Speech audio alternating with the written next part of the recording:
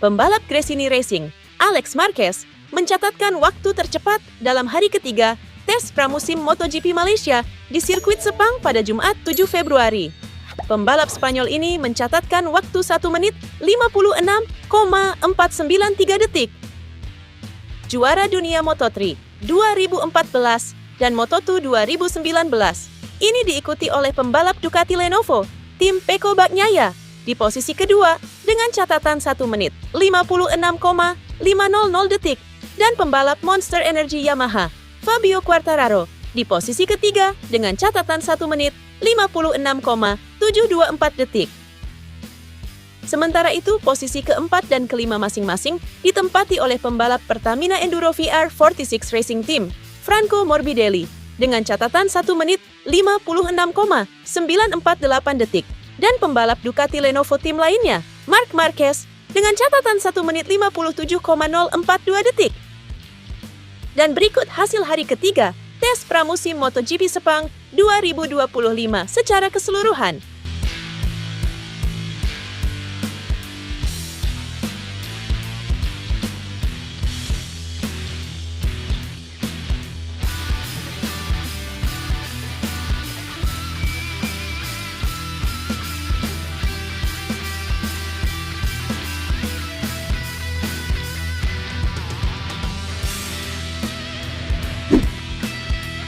Pembalap Monster Energy Yamaha, Fabio Quartararo, mengakhiri tes pramusim Sepang di urutan ketiga.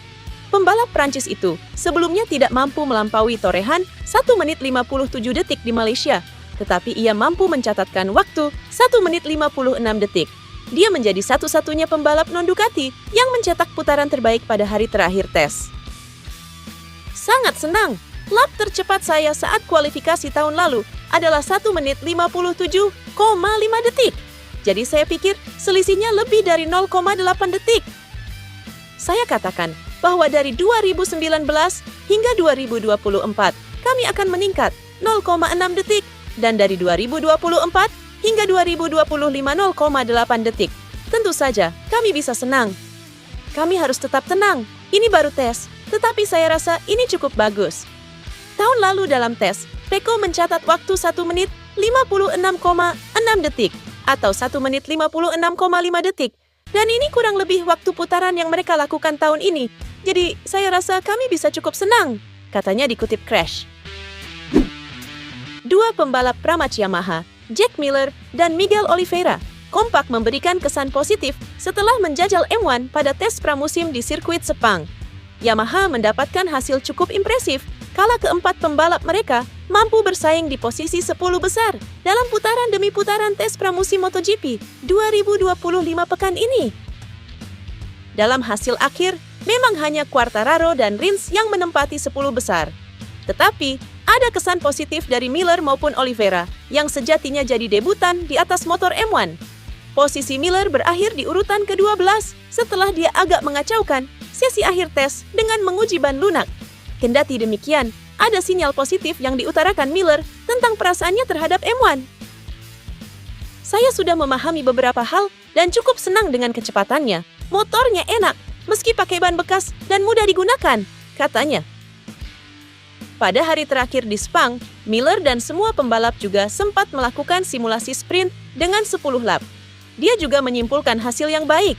Mantan pembalap Ducati, Honda, dan KTM itu merasa M1 Yamaha yang pakai mesin silinder segaris membawa kesan bagus untuknya meski adaptasi jelas masih akan terjadi. Hal senada juga diungkapkan rekan setim Miller, Miguel Oliveira.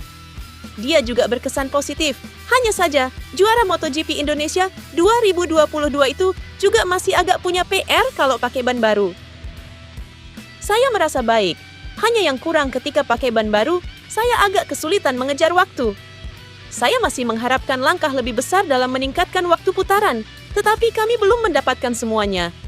Kami juga masih harus meningkatkan elektroniknya, terutama dari cengkraman dan memanfaatkan keunggulan ban lunak, ujarnya. Di Gia mengalami kecelakaan cukup parah pada tes di sirkuit Sepang hari pertama. Rider Italia tersebut mengalami patah tulang selangka sehingga tidak memungkinkan melanjutkan tes. Sejauh ini, tidak ada rekaman televisi yang menangkap crash di Gian Antonio. rumor yang beredar menyebutkan bahwa cedera si pebalap diakibatkan oleh kesalahannya sendiri. Bos VR46 Uccio Salucci mengonfirmasi bahwa Di Giannantonio melakukan selebrasi wheelie yang berakhir dengan kecelakaan. Ex-pebalap Gresini itu bermaksud merayakan comeback ke lintasan balap usai pulih cedera pada akhir musim 2024. Pada akhir sesi, dia melakukan wheelie. Ban depan motornya sayang sekali kurang dari 0,3 derajat dan mengunci. Ada nasib apes, Anda tidak bisa mengatakan apapun kepada seorang pemuda seperti dia, kata Salucci kepada Sky Sport. Pebalap berusia 26 tahun itu telah dijadwalkan menjalani operasi.